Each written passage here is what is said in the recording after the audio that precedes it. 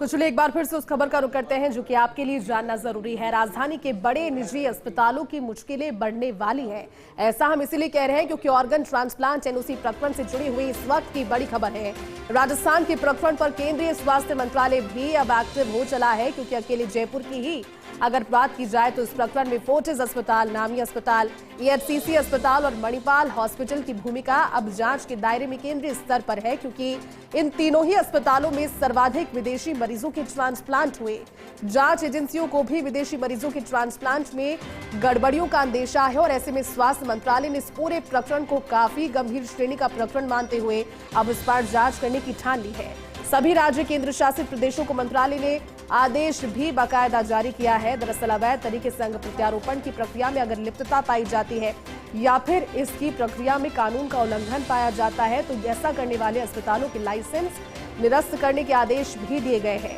लेकिन इसी से जुड़ा हुआ सवाल सबसे बड़ा ये है कि क्या इस गंभीरता को चिकित्सा शिक्षा विभाग भी सख्ती की गंभीरता को समझेगा। हमारे साथ ज्यादा जानकारी साझा करने के लिए सहयोगी विकास जुट गए। विकास, ये बहुत बड़ी बात है कि हर परत दर परत जब खुलासा हुआ तो गड़बड़ियां सामने आई, लेकिन अब केंद्र के सवालों के दायरे में ये 3 अस्पताल है।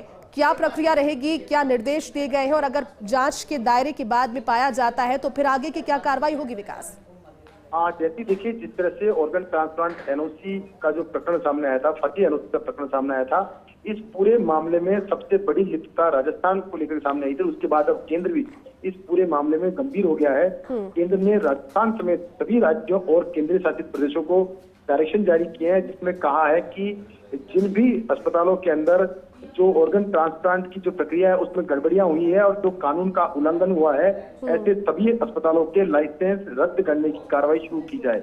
इसके लिए बाकायदा सभी राज्यों के जो प्रमुख शासन सचिव है, ACS है, जो जिम्मेदार अधिकारी है, उन सभी को डायरेक्शन दे दिए गए हैं। और साथ में ये भी कहा गया है कि जो पूरे रिकॉर्ड है वो रिकॉर्ड 15 दिन के अंदर केंद्र को प्रस्तुत की जाए कि किन किन अस्पतालों के अंदर ट्रांसप्लांट हुए हैं, उन ट्रांसप्लांटों में विदेशी नागरिक कितने थे।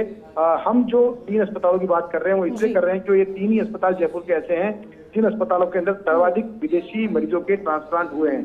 तो ऐसे में इन तीनों अस्पतालों की जो मुश्किलें वो बढ़ सकती है, क्योंकि पिछले दिनों में ACP ने कार्रवाई की है। कार्रवाई करने के बाद में जो फोर्टिस अस्पताल है, रिटर्नल अस्पताल है, इन दोनों का जो ट्रांसप्लांट का जो लाइसेंस जारी किया गया था वो भी अस्थायी तौर पर निलंबित कर दिया गया था। उसके बाद में अब जो ये आदेश जारी हुआ उसके बाद अब चिकित्सा शिक्षा विभाग जो है उसको एक्शन लेना है कि इस पूरे मामले में जांच क्या होती है। जांच में अगर इन अस्पतालों के खिलाफ कोई कार्रवाई बनती है तो क्या नियमानुसार उनके खिलाफ कार्रवाई होगी या नहीं होगी। लेकिन केंद्र ने जो आदेश निकाला है, इस आदेश से सीधे तौर पर एक मैसेज दिया गया है कि जो अंग प्रत्यारोपण एक जीवनदायिनी मुहिम है, लोगों को नया जीवन देने के लिए मुहिम है, और इस मुहिम के अंदर यदि कोई व्यक्ति आर्थिक लाभ के लिए जो नियम जो है उनसे छेड़छाड़ करता है या फिर नियमों की पालना नहीं करता है तो उनके खिलाफ सख्त एक्शन लिया जाएगा।